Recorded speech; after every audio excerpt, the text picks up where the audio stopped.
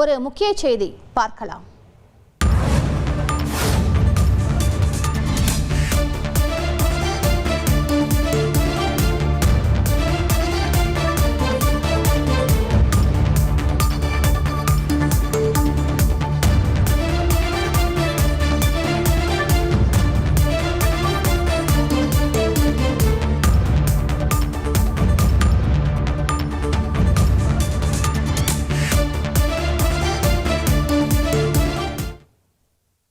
நெல்லை பாளையங்கோட்டையில் பள்ளி மாணவருக்கு கத்தி குத்து விழுந்திருக்கிறது.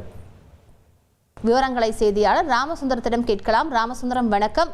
எதற்காக அந்த மாணவர் தாக்கப்பட்டிருக்கிறார்? கூடுதல் விவரங்களை பதிவு பண்ணுங்க.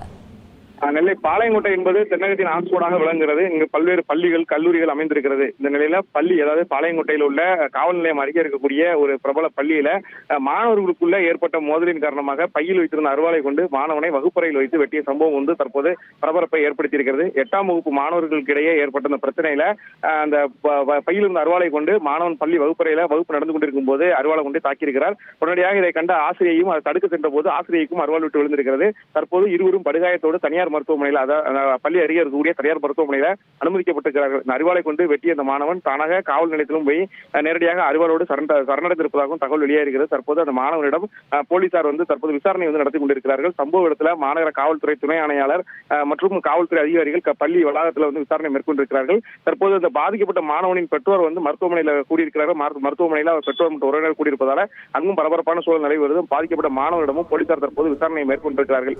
ஏற்கனவே நெல்லை மாவட்டத்தில் தொடர்ந்து பள்ளி கல்லூரி மாணவர்களுக்கு இடையே தொடர் மோதல் சம்பவம் நடைபெற்று வருகிறது. பல்வேறு குற்ற சம்பவங்களை தடுக்கும் விதமாக மாவட்ட நிர்வாகம் தரப்புல அன்போடு முன்று என்ற திட்டமும் செயல்படுத்தப்பட்டு மாணவர்களுக்கு பல்வேறு விழிப்புணர்வு நிகழ்ச்சிகள் நடத்தப்பட்டு வருகிறது. இந்த போதிலும் தற்போது சம்பவத்தால நெல்லை பாளையங்கோட்டை பகுதி ஒரு பரபரப்பான சூழல்ல நிலவி வருகிறது. விரிவான விவரங்களுக்கு நன்றி ராமசுந்தரம்.